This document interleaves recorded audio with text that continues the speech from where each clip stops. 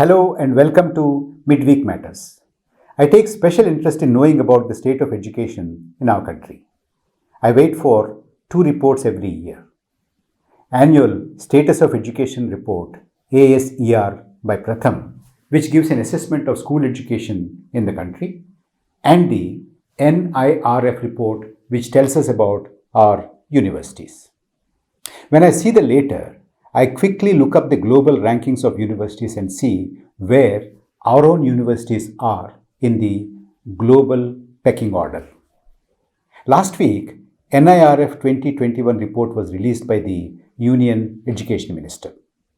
Today, I would like to speak to you about its findings and share my reflections on them by putting them in a global perspective. We have a National Institutional Ranking Framework, NIRF, to assess our universities, science and technology and medical institutions, and colleges. It's put in place in 2016. The criteria the framework adopts to rank institutions are comprehensive. I think it's one of the best frameworks evolved by our Union Ministry of Education. It assesses an institution on the basis of its performance in 5 different parameters. An institution's teaching, learning, and resources are looked at. This particular parameter includes student strength, student-teacher ratio, faculty's qualifications and experience, and its financial resources as well as their utilization. The second criteria is research and professional practice. This looks at overall publications, patents both published and granted, and professional footprint, meaning projects and consultancy. The third is graduation outcomes. This looks at performance in examinations and number of PhDs completed. Fourth one is called outreach and inclusivity. This looks at the composition of the student body, its regional, gender, and economic diversity, as well as provision for physically challenged students. The fifth and final one is peer perception. It assesses how the institution's academic peers and employers view it. In other words, the institution's standing in the academia as well as in the job market.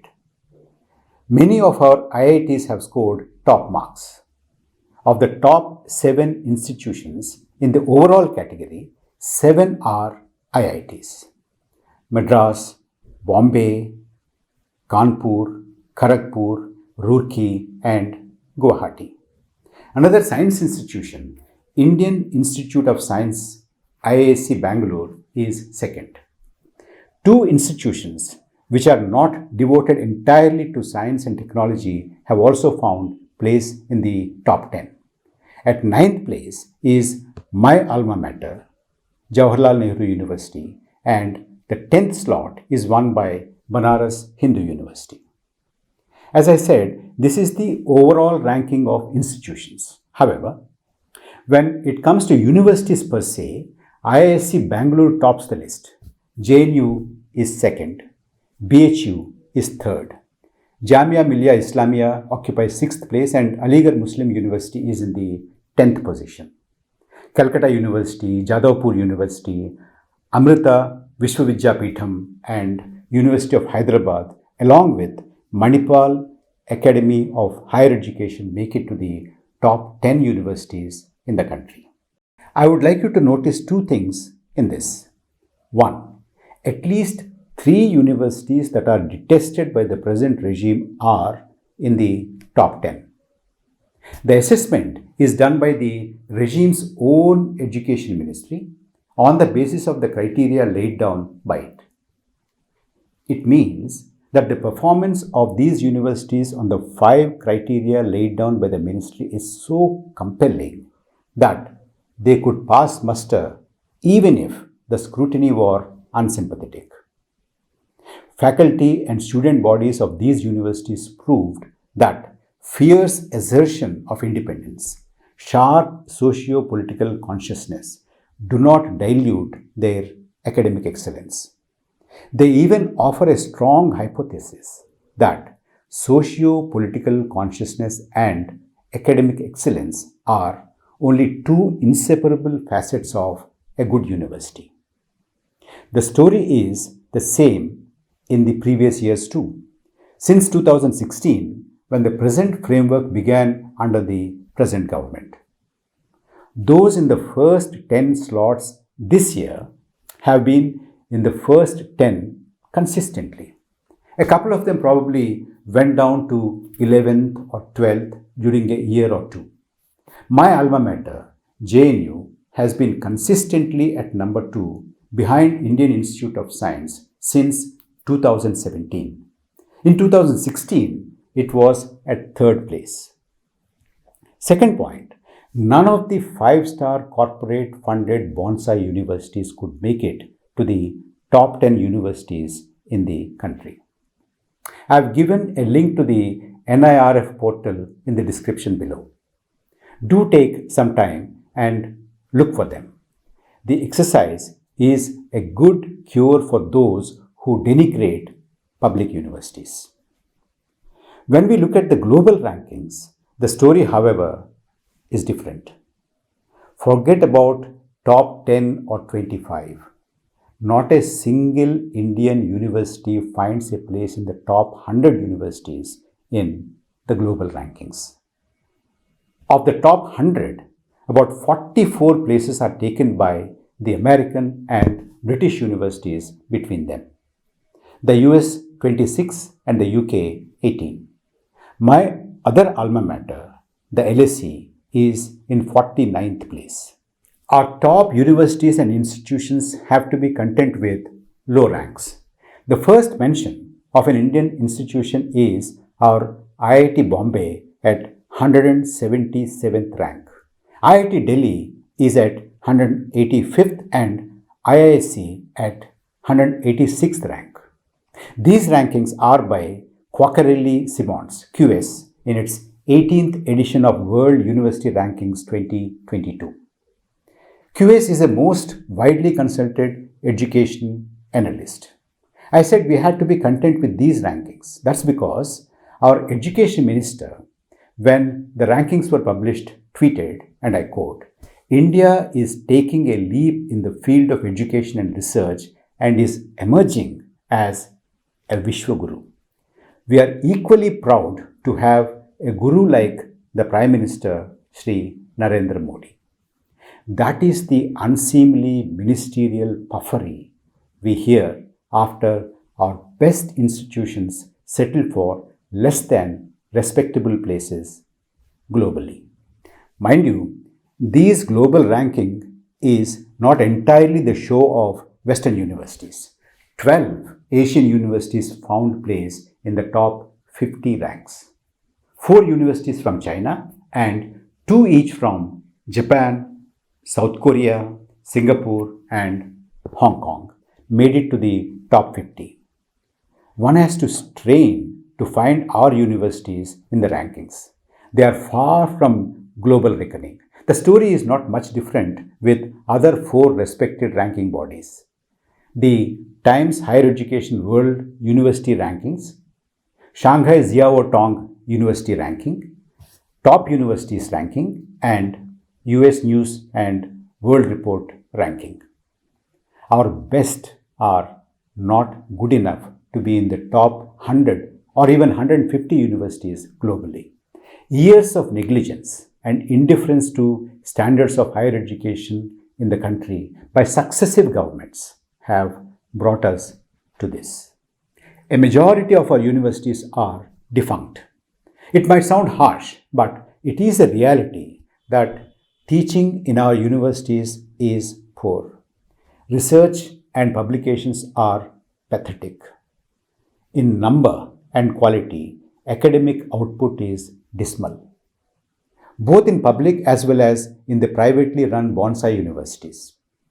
It is disappointing to know that all the journals published from India have an SJR Sky Mago journal ratings score of less than 1.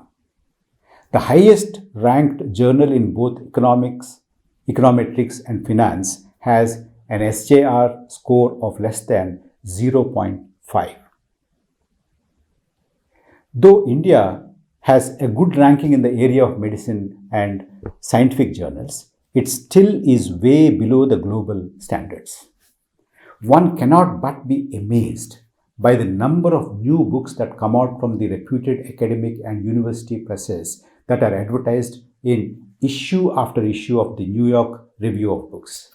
Here is an example from the 23rd September 2021 issue of the publication. Our publications are nowhere near. This has implications for our science and technology prowess. As a consequence, R&D in our country is disappointing.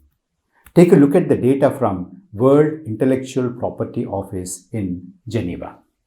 I have given the link to their portal in the description. In patents filed, in patents granted, in industrial design patents filed by companies, India is at an unacceptably low position.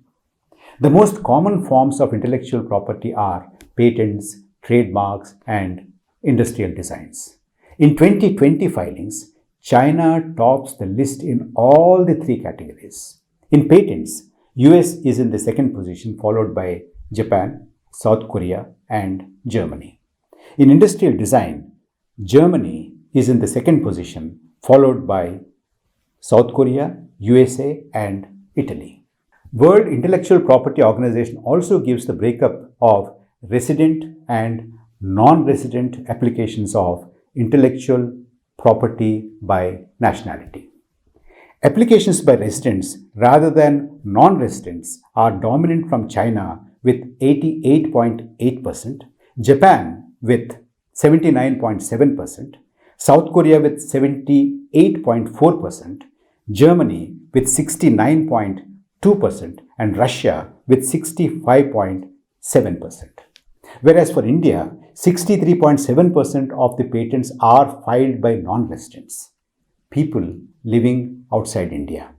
Our spending on R&D at 0.65% of GDP remains abysmally low, lower than much smaller countries like South Korea at 4.6%, Israel at 4.9%, Taiwan at 3.5%, Brazil at 1.3%, and Singapore at 2.2%. The Union government pledged to spend 50,000 crore rupees in the next 5 years through the much hyped allocation to National Research Foundation.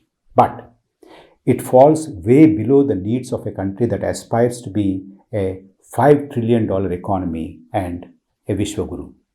Our new education policy is long on administrative tweaks and woefully short on meaningful strategy to make our higher education achieve global standards in teaching and research, and to make our universities inclusive and vibrant. The government and the ruling dispensation do not help the cause of excellence in universities by sending police and masked men, plainclothes men, into the campuses to beat up students and by slapping sedition charges on those who are politically active.